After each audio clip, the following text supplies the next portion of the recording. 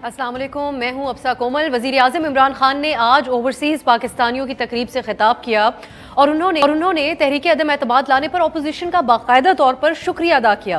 Prime minister साहब ने कहा कि ये अपोजिशन पार्टीज़ जो हैं उनका मैं एक तो शुक्रिया अदा करना चाहता हूँ कि उन्होंने लोगों को टमाटर प्याज की कीमतें भुला दी।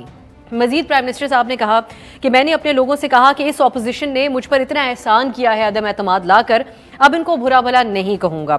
इसके अलावा उन्होंने एक और भी बात की इन तमाम ऑपोजिशन की जमातों के हवाले से और कहा कि मौलाना की पार्टी पीपल्स पार्टी और नून को चोर समझती है और नून लीग ने मौलाना साहब को डीजल का खिताब दिया था।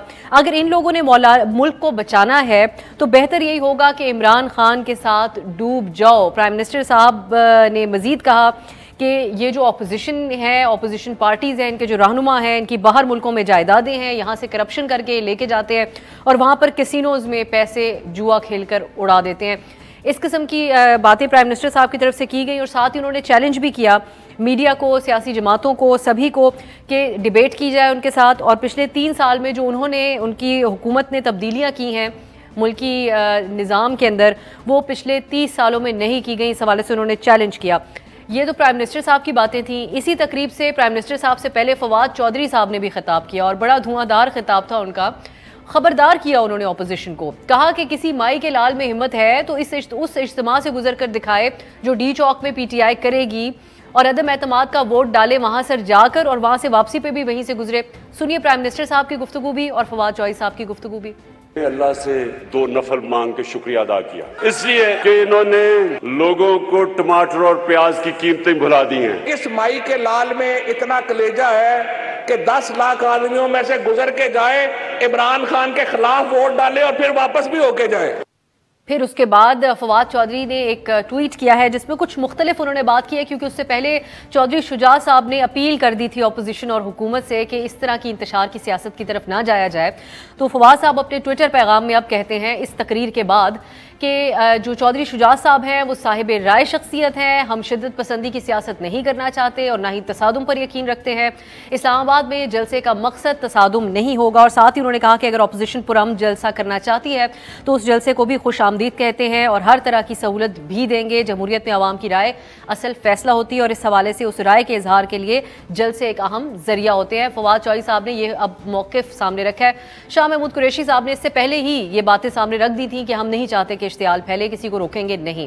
अब हुकूमत की तरफ से जैसा कि आप लोग जानते हैं 27 मार्च को डी चौक में 10 लाख अफराद के साथ जलसा करने की बात की गई है और जवाब में कल रात को मौलाना फजलुर रहमान भी मंजर आम पर आए और उन्होंने आके कहा कि मुल्क भर में से कारकुनों को कहते हैं कि 23 मार्च को मार्च के लिए डी चौक इस्लामाबाद पहुंच जाएं और दीगर सियासी जमातों को भी इस हवाले से दावत दी गई है। सुनिए गुफ्तगू नून लीग के रहनुमाओं की ना साहब की इस हवाले से। ऐलान करना चाहता हूं कि 23 मार्च को पूरे मुल्क के कोने कोने से आप इस्लामाबाद की तरफ रवाना हो जाए। इन धमकियों को पीछे धकेलना है और उनको बताना है कि पाकिस्तान तुम्हारा नहीं है। आप होते कौन है कि पार्लियामेंट के एक आईनी इक़दाम को अपने कारकुनों और चंद गुरेलों के जरिए से उसको रोकने की आप कोशिश कर रहे हैं। जिस माई के लाल में हिम्मत है वो असेंबली जाने से रोक के दिखा दी। ये मेरा ओपन चैलेंज है इमरान खान को और इसके इन वज़रा को। यानी अब हुकूमत हो या अपोजिशन, दोनों तहरीक अदम एतमाद के एक जो पार्लिमानी एक जमहूरी शामिल होता है उसको सड़कों पर लाने के दरपे नजर आ रहे हैं। इस वक्त पाकिस्तान के जो शहरी हैं वो इस तशवीश का शिकार हैं कि अगर हुकूमत और अपोजिशन पार्लिमान के बाहर महाजराई करते हैं तो उसका मुल्क के लिए क्या नतीजा निकलेगा। क्योंकि हम लोग हर चंद साल बाद देखते हैं कि इस तरह का एक सियासी बहरान आ जाता है जिसमें सियासी जमातें अपनी अपनी सियासत चमकाने का उनको मौका तो मिल जाता है, लेकिन मुल्क का जो नुकसान होता है वो कई सालों तक अवाम को भुगतना पड़ता है। तहरीक इंसाफ का जो धरना था उसके वक्त नून लीग की तरफ से शिकवा सामने आता था कि बड़ा मुल्की नुकसान हो गया, चीनी सदर का दौरा मुलतवी हो गया। अब पीटीआई ये कहती है कि ओआईसी के वज़ीर ख़ारजा ने आना है, यहाँ पर वफूद ने आना है इन्हीं दिनों में जब ये सब कुछ हो रहा है, लेकिन खुद हुकूमत डी चौक में सियासी मुजाहरे का ऐलान करके अपोजिशन को भी उकसा देती है और वो भी यही रास्ता अपनाने की बात करते हैं। जैसे आपने सुन भी लिया हुकूमती और अपोजिशन रहनुमाओं की गुफ्तगू। इस मामले पर फिर आज मुस्लिम लीग काफ के सरबराह चौधरी शुजात हुसैन ने बड़ी एक सीनियर सियासतदान होने के नाते अपील की है हुकूमत और अपोजिशन से कि तमाम सियासी जलसों को मनसूख किया जाए। इस बात पर भी हैरत का इजहार किया कि हुकूमतें कैसे जलसे कर सकती हैं, अपोजिशन तो किया करती हैं, लेकिन दोनों को उन्होंने अपील की है कि ये जो खतरनाक महाज आराई का मुल्क इस वक्त जो मुआशी और सियासी हालात हैं वो मुतहम्मिल नहीं हो सकते। हम प्रोग्राम में जाने की कोशिश करेंगे कि क्या सियासतदानों को इस बात का इदराक है कि मुल्क में इंतशार की सियासत अगर होगी तो वो मुल्क को किस तरफ लेके जाएगी। हमारे साथ तहरीक इंसाफ की रहनुमा अब्बास साहिबा हैं, नून लीग की रहनुमा हिना परवेज भट्ट साहिबा हैं और पीपल्स पार्टी की रहनुमा शर्मिला फारूकी साहिबा ने भी हमें ज्वाइन किया है। बहुत शुक्रिया आप तीनों का। आगाज हिना भट्ट साहिबा आपसे कर लेती हूँ। प्राइम मिनिस्टर साहब ने जो तकरीर की है उसमें तो वो खुदा का शुक्र अदा कर रहे हैं कि आप लोग अदम एतमाद की तहरीक लेकर आए और मुख्तलिफ वजूहात वो बताते हैं कि जिसकी वजह से उनकी एक तो सियासत, उनके जो कारकुन है वो एक बार फिर से मुतहम्मिल हो गए।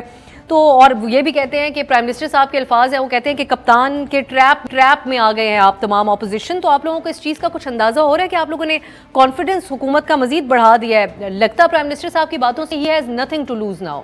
इमरान खान साहब जो हैं वो ये जलसे करके किसको थ्रेट करना चाह रहे हैं? देखिए, बिलावल साहब ने तो अभी एक अवामी मार्च की और आपको पता है कि PMLN जो है वैसी उसकी इतनी स्ट्रीट पावर है, हम भी अपने जलसे करके स्ट्रीट पावर दिखा सकते हैं और बिल्कुल लॉन्ग मार्च भी होएगा। लेकिन इमरान खान साहब जो ये थ्रेट करना चाह रहे हैं वो किसको दिखाना चाह रहे हैं? वो जो कह रहे थे, उन्होंने एक स्पीच की थी मैं ख़तरनाक हो जाऊंगा, तो वो हमारे लिए तो मैसेज नहीं है, वो किसके लिए मैसेज है? पहला तो क्वेश्चन ये है। दूसरी बात, इमरान खान साहब ना एक फूल्स पैराडाइज में रहते हैं। मैंने अभी उनकी आज अभी स्पीच देखी जिसमें उन्होंने कहा कि अवाम को टमाटर प्याज की या आटे की रेट की नहीं पता, लेकिन मेरी बात सुने कि अवाम का जो किचन है ना वो ATMs नहीं चलाते, अवाम खुद ही 2 वक्त की रोटी कमाती है। तो अवाम को बिल्कुल टमाटर की प्राइसेस, प्याज की प्राइसेस, आटे की प्राइसेस, घी की प्राइसेस से बहुत अफेक्ट होता है। तो इमरान खान साहब ना एक फूल्स पैराडाइज में नहीं रहे।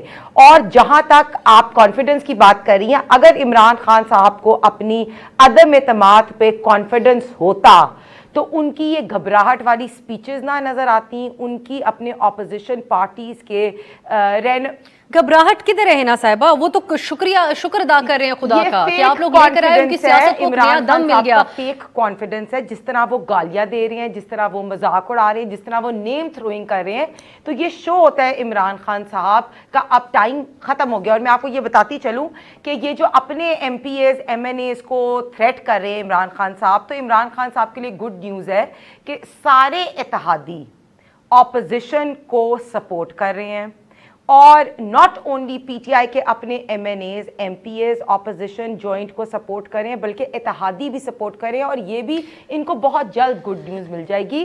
सारे इत्तेहादी तो नहीं, कल GDA की तरफ से बड़ा वाज़ेह तौर पे आ गया कि प्राइम मिनिस्टर साहब के साथ गैर मशरूत किस्म की हिमायत करेंगे और बाकियों ने भी खुलकर अपना बयान सामने नहीं रखे हैं। परवेज़ साहब का आज इंटरव्यू आएगा, आप 10 बजे देखना, और उसमें बिल्कुल तब तक कह भी दिया है ये बात, और आगे आपके पास आ भी जाएगी कि 100% हम लेकिन उस प्रेस कॉन्फ्रेंस का भी बिल्कुल हमें मुझे अंदाजा है जिस तरह आप इशारा कर रही हैं। मैं शर्मिला साहब का प्रॉब्लम है, और इमरान खान की जितनी भी स्पीचेस हुई हैं, जिस तरह वो बिलावल साहब का मजाक उड़ा रही है या मौलाना साहब को नेम थ्रोइंग कर रहे हैं या जरदारी साहब को, मुझे आगे बढ़ने दे शर्मिला साहबा की तरफ, उनका कमेंट लेते हुए दिलीप साहिबा की तरफ जाऊंगी। शर्मिला साहिबा, प्राइम मिनिस्टर साहब ये कह रहे हैं कि ना सिर्फ वो अभी इस अदम एतमाद का मुकाबला करेंगे बल्कि 2023 के लिए भी अपने लोगों को कह रहे हैं तैयार हो जाओ। In any case no confidence आपकी कामयाब हो या नाकाम हो, उनको ये भरपूर बयानियां बनाने का मौका आप लोगों ने दे दिया है कि ये तमाम आजमूदा जमातें हैं और मुल्क अगर बचाना है तो बेहतर है कि इमरान खान साहब, अगर इनके ऊपर देखना है तो उससे बेहतर है कि इमरान खान के साथ डूब जाओ। ये एक ऑप्शन होना ही नहीं चाहिए अवाम के जहन में। तो इस हिसाब से तो वो अगले इंतखाबात के लिए भी अपनी कैंपेन शुरू कर चुके हैं। आप लोगों को कहीं ना कहीं ये लगता है कि अदम एतमाद के हवाले से ये फैसला ठीक नहीं था ऑपोजिशन का इस टाइम पे? देखिए, बहुत शुक्रिया अफसा। बात यह है कि ये अदम एतमाद तो बहुत पहले आ जाना था। अगर PDM में दीगर जमातें पीपल्स पार्टी की ये बात मान लेती कि अदम एतमाद लाया जाए तो शायद ये साल भर पहले आ चुका होता। लेकिन आपको मालूम है कि PDM की अगर तारीख उठा के देखें तो ये कहा गया था दीगर जमातों की जानिब से कि इस्तीफ़े दें और लॉन्ग मार्च करें। और उस वक़्त भी बिलावल भुट्टो जरदारी साहब ने कहा था कि नहीं, पहले आप तमाम आइनी ऑप्शंस जो हैं वो एग्जॉस्ट करें, जिसके अंदर नो कॉन्फ्रेंस मोशन शामिल था। बहरहाल देर आए दुरुस्त आए, अब चूंकि ये फैसला हो गया है, रेजोल्यूशन जमा हो चुकी है, तो मेरा ख्याल है कि अब जिसे कहते हैं ना कि हुकूमत ये उल्टी गिनती शुरू हो गई है। अब ये जलसे जुलूस करना, ये धमकियां देना ऑपोजिशन को, ये ऊंचे हथकंडे इस्तेमाल करना, ये मुनासिब बात नहीं है। एक होती है इंसान को डिग्निटी के साथ अपनी डिफीट एक्सेप्ट कर लेनी चाहिए। अब डी चौक के ऊपर 10 लाख बंदे लाने की बजाय आप अपने 172 बंदे पूरे कर लें असेंबली के अंदर, कहानी ख़त्म हो जाएगी।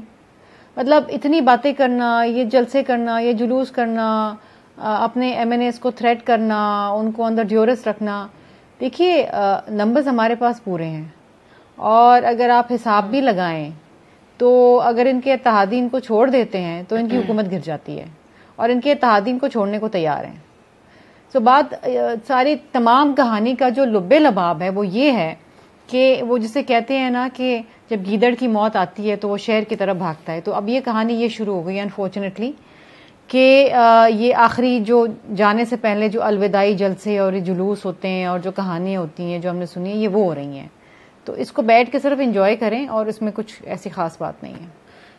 लेकिन चले, मैं दोबारा जब आपके पास आऊंगी तो इत्तेहादी, एक तो इत्तेहादियों के हवाले से भी बात की जा रही है कि वो आखिरी सेकंड तक देखेंगे, किसी टीवी टॉक शो इंटरव्यू के अंदर वो जो भी कहते हैं, लेकिन उनकी तरफ से एक बाकायदा बयान के हवाले से वो खुद भी, उनकी अपनी लोग भी अंदर से ये कहते हैं कि हम आखिरी सेकंड तक देखेंगे किधर मामला जाते हैं।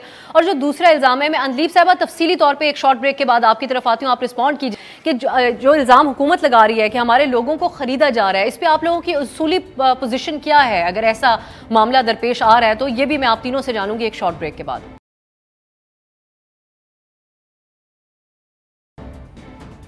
ब्रेक के बाद खुश आमदीद। हम बात कर रहे हैं कि क्यों हर कुछ अरसे बाद सड़कों पर निकल आती है, अपोजिशन हो या हुकूमत हो, और अब ये एक प्योरली खालिसतन एक पार्लियामान का मामला है जिसके अंदर हुकूमत ने डी चौक जाने का ऐलान किया तो अपोजिशन ने भी वैसी बात कर दी। अंदलीब साहिबा, ब्रेक से पहले आपने गुफ्तगू सुन ली अपोजिशन की रिस्पॉन्ड उन बातों पर भी कीजिएगा, और साथ ही मेरा सवाल ये होगा कि फवाद साहब ने जोश खिताबत हो या दिल की बात हो, जो पहले बात कह दी फिर बाद में उससे थोड़े बदल भी गए, पीछे मुड़े उससे, लेकिन उन्होंने ये कहा कि डी चौक पर 10 लाख लोग जमा करेंगे, अदम एतमाद की नौबत अगर आ गई तो देखेंगे कौन माई का लाल वहां से गुजर कर जाता है अंदर पार्लियामान में और फिर वहां से वापस भी आता है।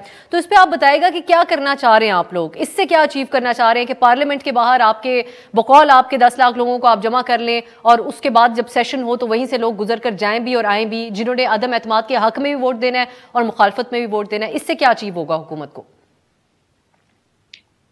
शुक्रिया आप सब। सबसे पहली बात तो यह है कि ये वाकई एक हिस्टोरिक मोमेंट है। 11 साल पहले प्राइम मिनिस्टर ने ये प्रिडिक्ट किया था कि इस करप्शन के साए तले सब एक है, सब एक है।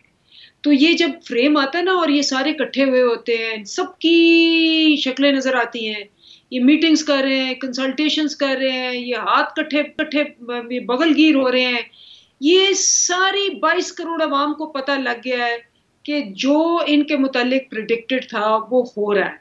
और आपको याद होगा जब ये जलसा नहीं कर रहे थे लास्ट ईयर, इन्होंने किया था दिसंबर में, तो उससे पहले मैं हमेशा आगे कहती थी कि भाई करें, कह रहे हैं कि जी हम बहुत बड़ा जलसा करेंगे, ये आरियां पार करते क्यों नहीं, बड़ी मुश्किलों से मीनार पाकिस्तान में किया और पार हो गया। अब हम कुछ 6 महीने से कह रहे थे कि भाई अदम एतमाद करें करें करें, तो माशाल्लाह अल्हम्दुलिल्लाह ये कर रहे हैं, क्योंकि ये जब कर रहे हैं हर दिन इनकी असलियत और इनकी सही नीयत जो है वो सामने आ गई है। सारे सर्वेस देख लें, अभी इनका अपना गैलप का सर्वे या पल्स या जो भी इनके हैं, सारे सर्वेस में देखें, वो सवाल जो आता है कि जी अदम एतमाद ये अपने आप को बचाने के लिए करें पाकिस्तान को, तो सारी कौम ने लिखा है, सब ने हाँ किया कि जी ये पाकिस्तान को नहीं अपने आप को बचाने के लिए कर रहे हैं। और जितना जितना तो करने में डी चौक से क्या होगा, डी चौक जलसे से क्या होगा, डी चौक में जलसे से क्या होगा, उससे क्या हुकूमत? जी देखिए, हम तो एक हमने कहा था कि हम अवामी राब्ता शुरू करें, आगे वो अभी होने हैं, लोकल बॉडीज भी होने, और हमने एक स्पेट ऑफ जलसे किए, जनवरी से शुरू हुए हुए, और डी चौक में हम उसकी एक बहुत बड़ी कल्मिनेशन कर रहे हैं। और हम ये दिखा रहे हैं कि अगर 1.5 साल में ये बगैर मौलाना के जलसी भी नहीं कर सके, 1.5 साल में जलसी भी अच्छा, और जो रहनुमा वोट डालने जाएंगे या वोट डाल के निकलेंगे और अगर मालूम हो गया कि आपके अपने लोग हैं जिन्होंने मुखालफत में वोट दे दिया, तो उनके साथ क्या होगा, उनका घेराव किया जाएगा? देखिए, एक तो ये तो एक वो होता है कि आप किस मुंह से जाएंगे, मतलब आप खुद सोचें कि कोई गैरत, कोई आपकी इज्जत नफ्स होती है कि एक दिन पहले आप जलसे में आए और नारे मारे और कहें जी हम जान दे देंगे पीटीआई के लिए, और दूसरे दिन आप कैमरा सबका डॉन का दिखा रहा है कि जी वो जाके वोट दे रहे हैं। तो ये तो इस कॉन्टेक्स्ट में है कि आप किस तरह से मुंह दिखाएंगे फिर अपनी फैमिली को, अपने बच्चों को, ये तो इस कॉन्टेक्स्ट में है। अच्छा, दूसरी बात ये है कि जो करेंगे ऐसे आईनी तो वो तो ठीक है, नहीं उस डी चौक के जलसे में उनकी फैमिलीज को तो चले, जो भी वो मुंह दिखाएंगे अपने जो वोटर है उसको जो भी दिखाएंगे, जिन लोगों को आप इकट्ठा करेंगे उनको किस मकसद के तहत। दोबारा एक और मैं अपना सवाल ऐड कर देती हूँ, प्राइम मिनिस्टर साहब ने जो ये बात की है कि अगर इन लोगों के साथ मिलकर मुल्क को बचाना है तो इससे बेहतर है कि इमरान खान साहब के साथ डूब जाओ। आप भी इसी किस्म की बात कर रही थी, लेकिन अब ये सियासत है, कम अज कम इसको तो आप लोग ही कुछ अर्सा पहले तक जस्टिफाई कर रहे थे कि ये सियासत है, ये हमारे इत्तेहादी है, हुकूमत चलानी है तो उनके साथ चलना है हमने। काफ लीग को प्राइम मिनिस्टर साहब सबसे बड़ा पंजाब का डाकू कहते थे, शेख साहब के बारे में जो अल्फाज वो कहते थे वो मैं रिपीट नहीं कर सकती, लेकिन आज वो सबसे अहम वजारत के ऊपर बैठे हुए हैं। एमक्यूएम को सिंध की दहशतगर्द जमात कहते थे। तो इसी तरीके से अगर ये जमातें आपस में मिल बैठी हैं किसी एक मकसद के लिए तो फिर उसमें क्या हर्ज है? दलीप साहब, आप सीनियर सियासतदान और पार्टी की बानी अरकान में से भी हैं, आपकी इसके ऊपर जाती राय क्या है? मेरी तो जाती राय ये है कि इससे ज्यादा हमारे लिए कोई, जिसको कहते हैं ना पकी पकाई प्लेट में नहीं मिलेगी, कि ये सारे एक फ्रेम में जब आते हैं ना, सारे एक फ्रेम में जब आते हैं, और जब हम इंशाल्लाह जलसा करेंगे, कोई जलसों में आपको पता ही है 1.5 साल से ये इमेजिन करें एक जलसा नहीं कर सके विदाउट मौलाना, और वो भी जलसा फेल हो गया। तो अब अगर ये अपने डंडा बरदार लश्कर को बुला रहे हैं और वो अपने आप को एक और दिखा रहे हैं, क्योंकि ये इनका आहिस्ता आहिस्ता चेहरा नजर आता जा रहा है, क्योंकि इसका कोई ताल्लुक ही नहीं अवामी इशू से, इसका कोई ताल्लुक ही नहीं महंगाई से, इसका कोई ताल्लुक ही नहीं अवाम से। तो हम एक तरफ अवाम दिखाना चाहते हैं और एक तरफ इनको दिखाना चाहते हैं जो इकट्ठे होके अपने आप को बचाने के लिए 10-10 इन पे केसेस है, और ये करप्शन का टोला उनको नीचे करने जा रहा है। आप सोचे कि ये केसेस किए हुए इन्होंने, इन पे सर्टिफाइड मोरे हैं। प्राइम मिनिस्टर जो 3 दफा का था, वही सर्टिफाइड बददियानत, बेईमान। चले ठीक है, मैं आगे बढ़ती हूँ। मैं हिना भट्ट साहबा की तरफ जाऊंगी। हिना साहब, आप सड़कों के ऊपर निकलेंगे तो इंतशार तो होगा, क्या बेहतर ना होता कि मौलाना साहब और आप लोगों की जमातें इसके ऊपर एक प्रिंसिपल्ड पोजीशन ले लेती और कहती कि ठीक है हुकूमत ने जो भी करना है करे, हमने पार्लियामान का रास्ता इख्तियार करना है और हम यही करेंगे, और इस तरह के एहतजाज की। लेकिन इन चीज़ों से आपको मोटिवेशन जरूर मिलती है, जिस तरह आज पार्लियामेंट हमला केस के हवाले से तमाम जो सीनियर रहनुमा है उनको अदालत की तरफ से बरी कर दिया गया। प्राइम मिनिस्टर साहब पहले ही हो गए थे, और हमारे जो व्यूअर्स देख रहे हैं उनको याद होगा कि किस तरह अब जो सदर मुमलिकत है डॉक्टर आरिफ अलवी, उनकी और प्राइम मिनिस्टर साहब की गुफ्तगू उस वक्त रिलीज हुई थी, जिसके अंदर वो बड़े फखरिया तौर पे कह रहे थे कि हम पीटीवी में दाखिल हो रहे हैं और नशियात बंद करा रहे हैं। तो प्राइम मिनिस्टर साहब उस पर बड़े खुश हुए थे, आज उस केस के अंदर बरी हो गए। आप लोग इन सब चीज़ों से सीख के ये क्यों ना कह देते कि हुकूमत ने डी चौक में जलसा करना है तो करे, हम पार्लियामेंट में ही रहेंगे, उसी तक महदूद रहेंगे। सबसे पहले तो मुझे हंसी आ रही है, अंदलीप अब्बास ने एक लाइन यूज़ की, ये किस मुंह से जाएंगे। तो सबसे पहले तो आप इमरान खान साहब से पूछें कि जितने उन्होंने मुल्क में आवाम से झूठ बोले थे कि मैं नौकरियां दूंगा, 1 करोड़ नौकरी, 50 लाख घर, IMF से कर्जा नहीं लूँगा और मैं सुसाइड कमिट कर लूँगा, तो इमरान खान साहब आवाम से किस चीज़ पे, किस मुंह से ये मुंतखब होके ये बातें कर रहे हैं? उनको तो पहले ही पता हो जाना चाहिए कि अवाम ने, अवामी राब्ते की आप बात करें, अवाम ने तो पहले ही डिसाइड कर लिया है कि आप सिलेक्टेड है, ना अहल हैं। तो इमरान खान साहब किस मुंह से अवाम को से ये जलसे कर रहे हैं? पहली चीज़। दूसरी बात कि आप ने ख़ुद ये बात की, और इमरान, सबसे अच्छी बात है कि सिलेक्टेड ने आज ख़ुद एतराफ़ कर लिया कि अवाम मेरे साथ डूब रही है।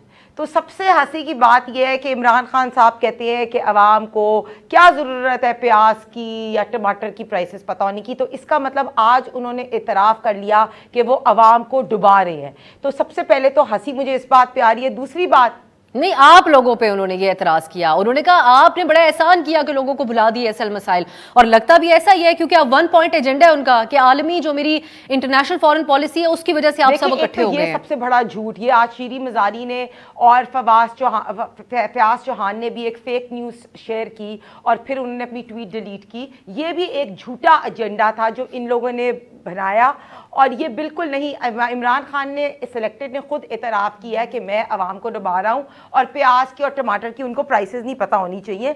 और मैं एक बात, इन्होंने दिलीप ने करप्शन की बात की, तो करप्शन की जहाँ आप इल्ज़ाम लगाते हैं, सबसे पहले तो आप देखें कि आप सर्विस की बात करें, ट्रांसपेरेंसी इंटरनेशनल ने आपकी 3.5 साल की हुकूमत में 124 से 140 करप्शन इंडेक्स चला गया। आपके वजीर जो हैं उन्होंने PIA डुबा दी, अद्वियात में इतने पैसे कमाए, आटे की प्राइसेस इतनी डबल ट्रिपल प्राइस कर दी। इसके बाद आप देखें BRT स्कैंडल हो, गंदम की नायली, इन सब में तो आप पे जो है वो इल्ज़ाम लगे। फिर फॉरेन फंडिंग में आज बिल्कुल मरियम औरंगज़ेब की आपने शायद प्रेस कॉन्फ्रेंस भी देखी होगी कि इन लोगों ने कितने लास्ट 7 ईयर्स में कितने अपने अकाउंट्स जो हैं वो रिवील नहीं किए, और कोई भारत से या एक ब्रेक की तरफ मैं जाऊंगी, जो इन लोगों ने फॉरेन फंडिंग के लिए, वे तो एहतसाब के ये बातें क्या करती हैं। अवाम की जहाँ तक बात है कि हम बिल्कुल लॉन्ग मार्च भी करेंगे, उससे पहले आप बिल्कुल ये समझे कि शायद PMLN अपना सोलो जलसा भी करे। पावर शो की बात होती है तो मियां नवाज शरीफ साहब सबसे पॉपुलर लीडर हैं, PMLN सबसे पॉपुलर जमात है। आपने मैं एक शॉर्ट ब्रेक की तरफ जाऊंगी, वापस आके मैं आपसे ये भी जानना, जो आवाम भी जानना चाहते हैं इस वक्त, कि अगर आप इस मौजूदा हुकूमत को, प्राइम मिनिस्टर को घर भेजते हैं तो आपके पास दूसरा रास्ता क्या है? क्योंकि अभी तक आप लोग इसके ऊपर शोर नहीं है कि अदम एतमाद अगर कामयाब अगर हो भी गई तो उसके बाद आप लोगों ने करना क्या है, तो फिर जो बहरान मुल्क के अंदर आएगा उसको कौन जिम्मेदार होगा? एक ब्रेक के बाद।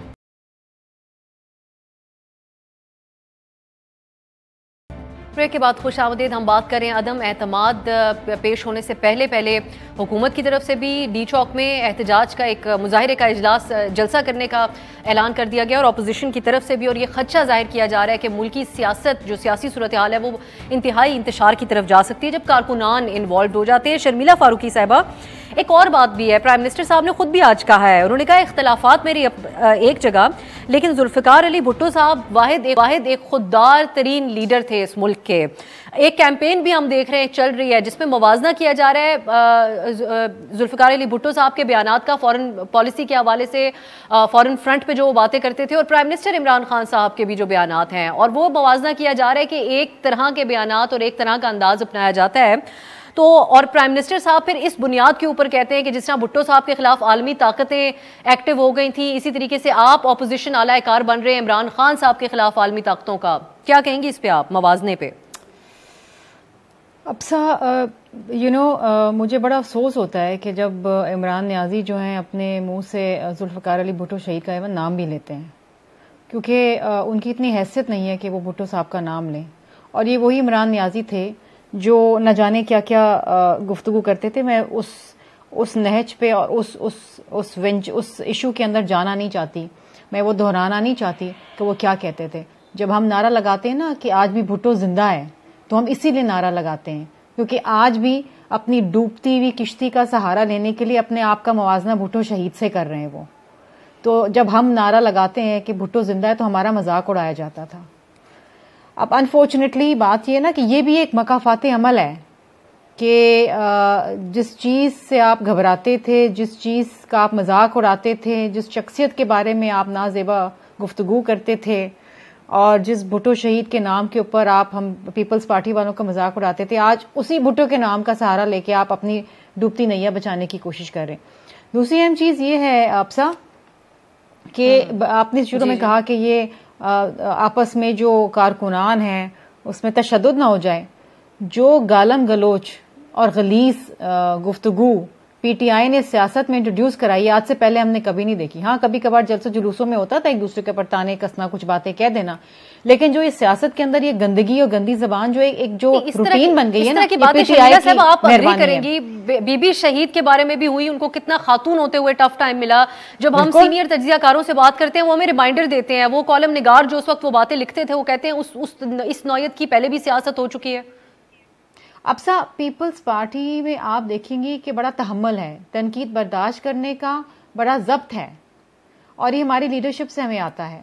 बात होती है लीडरशिप की, जब आसिफ अली जरदारी साहब पे तनकीद की जाती थी तो वो मुस्कुराते थे, बहुत कुछ कहा जाता था, हमें इंस्ट्रक्शन थे कि हमने वो अल्फाज, वो गुफ्तगू किसी और लीडर या उसकी फैमिली के बारे में इस्तेमाल नहीं करनी। आप देखें ना, इस हुकूमत के अंदर आप क्या जर्नलिस्ट को और मीडिया के लोगों को छोड़ा है, किसी को माफ़ी मिली है?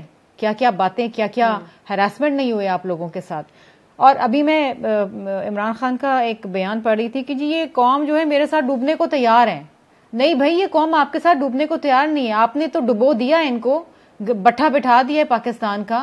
आपने लोगों को जो है उस नहज पे ले आए कि जहां वो अब रोने से भी उनका गुजारा नहीं है।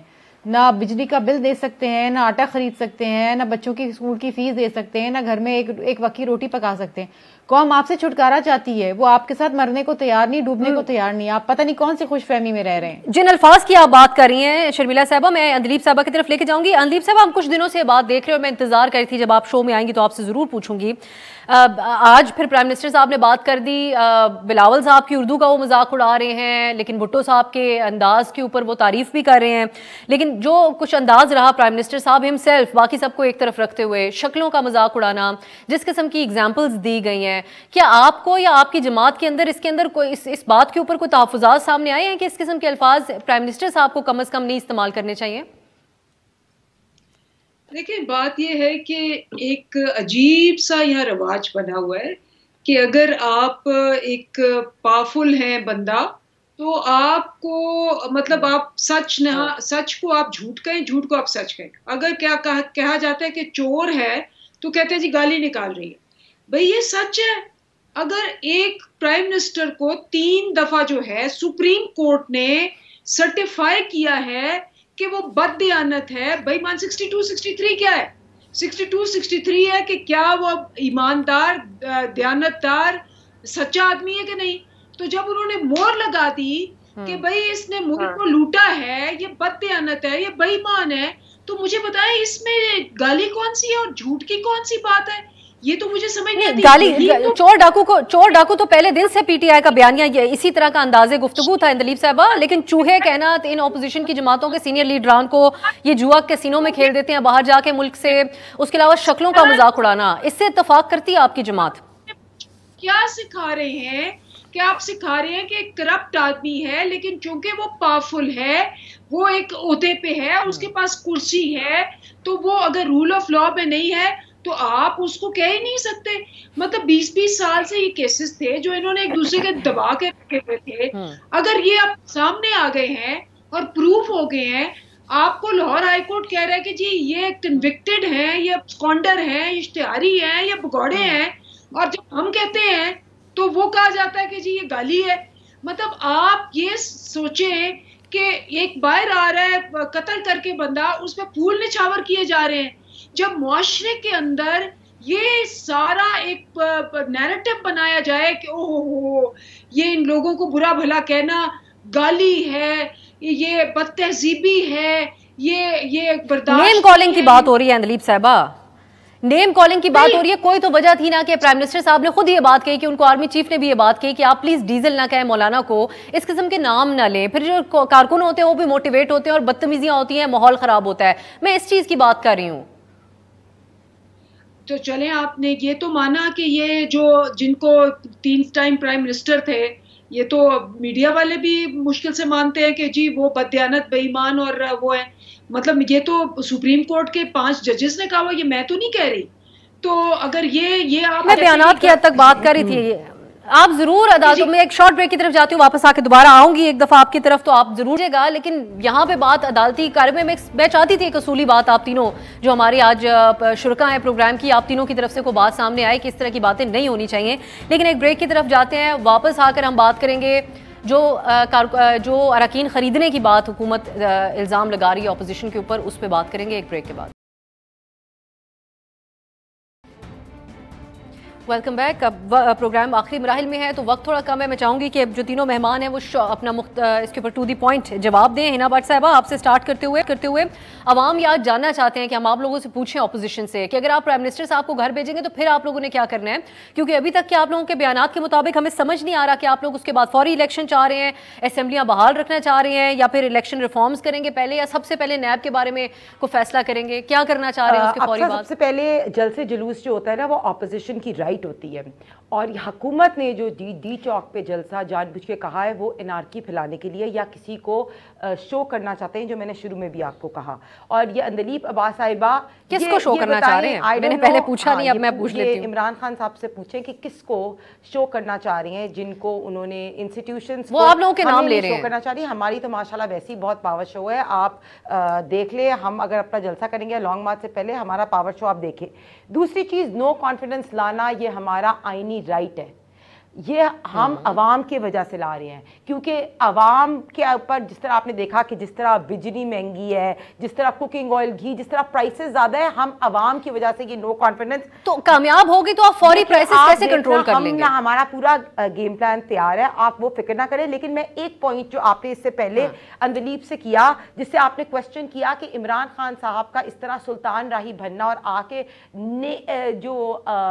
नेम बनाने दूसरे लोगों के, ये सही है कि नहीं? अंदलीब को मैं भी यहाँ बैठे हुए आंसर कर सकती हूँ। मैं भी कह सकती हूँ इमरान खान जो है कैलिफोर्निया की अदालत से भगोड़ा है, मैं भी कह सकती हूँ सर्टिफाइड चोर है, आलमी चोर है, डाकू है, माफिया है। लेकिन मैं वही कह रही हूँ कि इनको अगर ये जिस तरह इमरान खान साहब सिलेक्टेड नाअहल आके इस तरह की बातें करेंगे या लोगों को थ्री स्टूजेस कहेंगे या कोई बात करेंगे, तो आप हमारे जो लोग हैं और हमारे कारकुन वो भी जो है ना वो भी आंसर बैक कर सकते हैं। तो इस तरह मैं स्ट्रांगली कंडेम करती हूं।